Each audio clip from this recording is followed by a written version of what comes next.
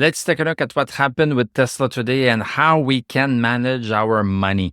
So Tesla closed at $328.49, down $21.51. That's 6.15% down. Post-market, we are up just a little bit. It really seems like Tesla does not want to go higher. Yesterday, we could not break 360.65. We stopped there. And the body of our candle was right smack on our bullish channel resistance. This is the current bullish channel resistance we are into. And the body of the candle stopped right there. So we closed right smack on it. Today, let's take a look at the 1 hour chart. So this is the first candle of the day right here. So today we opened lower. We had started to create some support at 336.36. Cannot make this up. We had started to create that support right here. And today, the first hour, we sat on it just a little bit lower. And second hour, still above. And then we started to break below it. In terms of stochastic, stochastic is now below 60. We are really seeing the force getting sucked outside of Tesla when we don't have stochastic over 60. Even if a stock starts to move up a little bit, we should not believe it because the force is out of it. So basically the force on the 1 hour chart, the force is out of it. So we could be continuing lower. On the positive side, we are still above the 21-day moving average. So sometimes that moving average is behaving as a support line, a dynamic support line. We have that behavior right here, November 5th. We broke above the moving average and we basically bounced on it to go higher. So it's possible that we bounce on it also tomorrow, But I'm telling you what I see right now. There's no stochastic. So we are going to need to get stochastic back above 60 in order to start believing any move up that we might see tomorrow on the 1 hour chart. If we zoom out a little bit, well, there's no catastrophe right here. The last buy signal that we had was when we broke 313.13. This is a high at 313.13 that we had right here.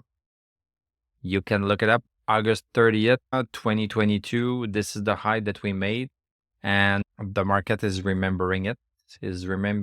Quite well. So it's possible that we pull back to 313.13. So we are living exactly what I was talking about yesterday, which is, and I'm going to say it differently this time a little bit.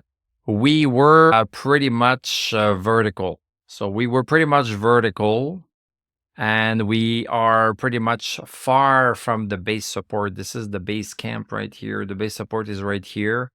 And we tend to be close. And when we go further away, then we tend to come back down to it. So we are pretty far. And now maybe we are starting to come down to it. But as I said, we still have support at 313.13. And what might be happening is that we might just be going sideways for a while. This is entirely possible. Let's take a look at the rest of the market to kind of contextualize what's happening around Tesla also. VIX continuing lower, 1.75% down, 0.26 down by 0.26. So VIX is continuing lower. This should be helping everybody. Let's take a look at Dow Jones. Dow Jones giving in a little bit today, 0.86% down. Still bullish overall. S&P 500, still cannot really stay above this diagonal bullish channel resistance. But we have support very, very close to it right here. We are still above the moving average. Nothing too scary. And NASDAQ also caving in a little bit today. Caving into the second resistance. The first resistance was right here. We went through it just as we did in July. Broke it, but stopped a little bit further away. So we are exactly right in line to where we were reverting. We just need to take a look at S&P and NASDAQ to see what's happening. So far, nothing too scary. We are still into big bullish channels.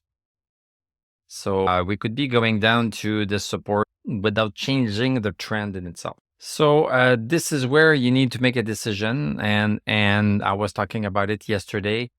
My decision was, okay, I'm going to get out if we break 336.36, which we did. So I am out.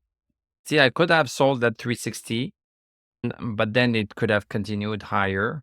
When I saw this zigzagging right here, I just wanted to leave the stock the chance to consolidate and then go higher. So, but then once it was not consolidating, I preferred to keep my profit.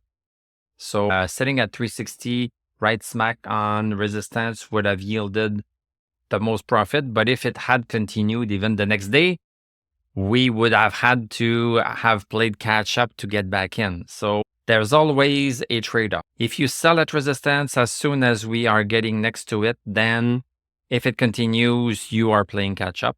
If you wait until there's a congestion zone, and then when we break that congestion zone, you sell, then at least you gave it the chance to go higher without catching up. But that had the price. The price that had was that, well, you did not sell at resistance, which is the ultimate high for this period. I am quite happy with the profit I made. My money is now safe. So whatever happens to Tesla tomorrow for the rest of the week, my money is safe and it's made. So this is the advantage of taking some money out at some point. But then when it starts to go back above, then I have the chance to get back in. When we have a good stochastic over 60, I might just get back in. And then if it continues, I'm going to get back in. The strategy I am using involves a little bit more play, getting in, getting out, getting in, getting out, versus somebody that would play it maybe on the daily chart where nothing is wrong right here on the daily chart. If it starts to get back lower to 313.13, then it would mean that we are back into this congestion zone that starts at 273.79. This is kind of erasing much of the move that we had after the earnings call. After the earnings, we had this big green candle right here. So basically, this is where we started this. After getting in here, there's no profit at this point. The profit started after 273.79. So if we break 313.13, then we are back into the congestion zone right here. So it's not impossible that we come back here and then get a little bit more closer to the support line and do a slower move up. And I tend to sell a little bit more after the congestion zone close to resistance when the move is vertical, because a vertical move does not last a long time. A sustained move, you can have a sustained move for months and months and months, but a move like this with a stock like Tesla, here, if we look at May 2023, it moved a lot. It moved maybe for one full month right here, and then it stabilized. So it's quite rare that you have a stock that just goes for days and days and days, even weeks, going parabolic like that. The first goal in trading and investing is you need to make profit. You need to make profit at least on a consistent basis. And the second rule is to optimize the profit.